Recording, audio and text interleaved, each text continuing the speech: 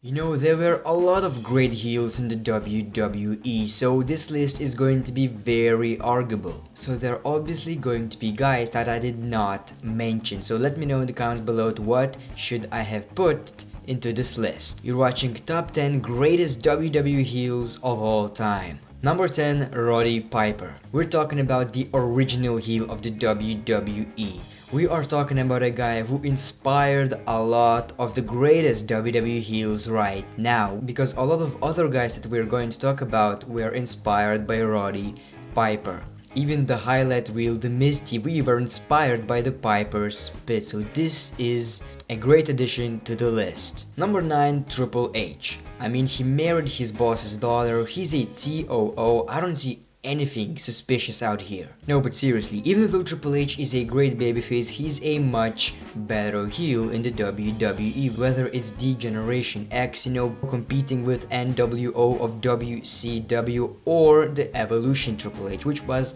my favorite, to be honest, because that was a part of my childhood and I'm a nostalgic son of a bitch. Even though we're talking about the heels in character, you know, but you gotta admit, Triple H is responsible for a lot of burials, so he's kind of a heel in real life. And he has a big nose. I don't know, just to point that out. Number 8, Razor Ramon. Legit bad guy. That's his nickname, like seriously, the bad guy. How can you not put him into this list? I mean, this guy used to push kids into the water. And when you push kids into the water, you know that you are a badass. I guess. Either way, his gimmick was all about being a bad guy, a heel, an asshole, and even though he was great as Razor Ramon, my favorite Razor Ramon character was Scott Hall. He was a huge part of the NWO, and it's a shame that he never was a WWE or World or WCW champion. Biggest accomplishment, World Championship. Biggest accomplishment, Intercontinental Championship. Go figure. Also this, you get my point. Number 7, Edge. One of the greatest heels of Ruthless Aggression era. Now I guess a lot of you would disagree and a lot of you would agree that what made Edge great is actually Lita. That gave him a lot of characters, and just like I've said, managers can make your career. Edge did a lot of cruel things to the WWE superstars, and he had an amazing rivalry with John Cena where his heel character just shined. He became the WWE champion, the multiple-time World Heavyweight champion, and he also fucked a girl in a ring. He had sex in a ring with live audience. Cool. Number 6, The Rock. The Rock and Stone Cold Steve Austin, the biggest superstars in the Attitude Era. When you have two of the biggest stars, one of them obviously is going to play a heel and other is going to play a babyface, a face, a good guy, who gives a shit. Now even though Stone Cold kinda looked like a bad guy, he was actually a face, while The Rock for the most part was a heel in that rivalry. Now The Rock is actually good as a face, as a heel, it actually doesn't matter. Like, he's one of the greatest wrestlers and superstars of all time, you know. He has more charisma than Big Show has fat. Gotta be a lot. And now it's quite weird to think about when The Rock debuted, he was one of the most hated superstars in the WWE. He was like Roman Reigns is right now. I mean, there were chants, die Rocky die. I mean, he wasn't the most liked guy. He was that smiling babyface, you know, and people hate this shit. But when he became a heel and joined the Nation of Domination, oh man, this guy kicked ass. Number 5, Randy Orton. Now this guy is actually born to be a heel in the WWE. Like, as a face, I mean, he's alright, but it just doesn't fit his character. Like, all the best times of Randy Orton, all the best storylines were when he was a heel. A good one, actually. Whether it's Evolution stuff with Mick Foley, Randy Orton and Rey Mysterio feud, Randy Orton and The Undertaker feud, which was just amazing. In my opinion, he should have been the guy who defeated The Undertaker at WrestleMania. Just my opinion. The John Cena rivalry, Rated RKO versus DX rivalry, Randy Orton versus Daniel Bryan, and probably one of my favorite rivalries of all time, Randy Orton versus Triple H in 2009. That was the real Orton, the vicious Viper. Even though I like the Legend Killer much more. Either way, that was just a perfect heel that people can legit hate. I mean, that guy RKO'd an old man, his son, his daughter. I mean, perfect. Number 4, Shawn Michaels, the HBK, the Heartbreak Kid, Mr. WrestleMania. I mean, this guy used to pretend that he's sucking a dick. How much of an asshole you gotta be to pretend that you suck a freaking dick? He also showed his butt, had a lot of respect to other flags, and betrayed a lot of partners. I mean, just that Marty Jannetty thing makes him one of the greatest heels of all time. But don't feel sorry for this guy. I mean, this guy got just as much success as Shawn Michaels. It just feels weird.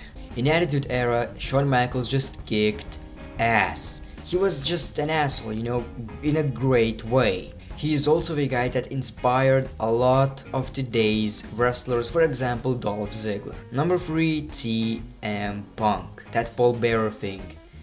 Jesus, that Paul Bearer thing. I mean, he did a lot of great heelish things. But when you think, isn't that a little bit too much? It actually means he's an awesome heel. Like, if he makes you think like that in today's wrestling, it's just unbelievable. Also, that straight edge society thing was just creepy, man. That was awesome, but also creepy when you think about it. He was, I don't know, playing Jesus?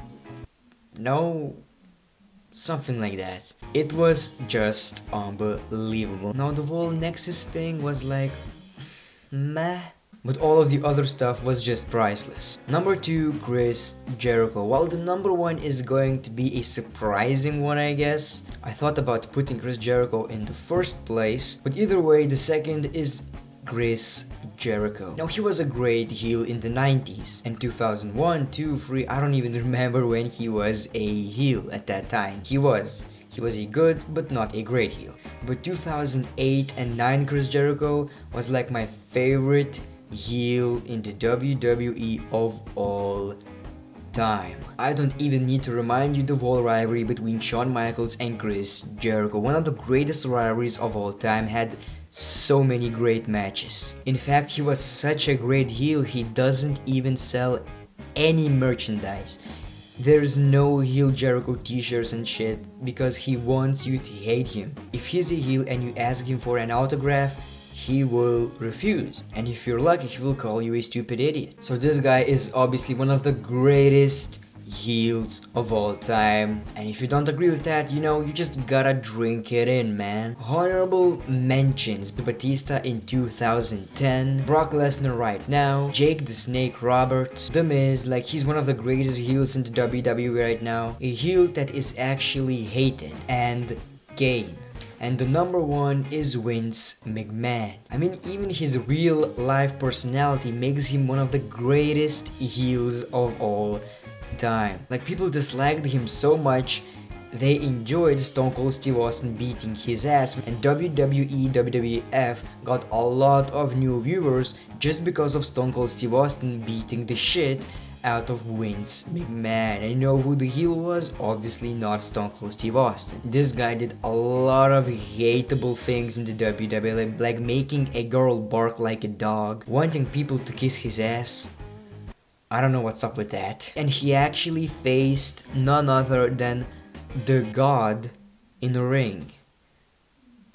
He's a massive heel. I mean, there are so many storylines with Vince McMahon, mostly bad, but he's a perfect heel in those positions. So the number 1 heel in the WWE is probably the chairman of the WWE, Vince McMahon. So these are my top 10 greatest heels of all time in the WWE. Let me know in the comments below who also should be in this list. Thanks for watching. If you want to support this channel, make sure to press that like button. If it would get 1,000 likes, it would be just priceless. Thank you very much. The Great One. Peace, love and hugs. It's been a pleasure.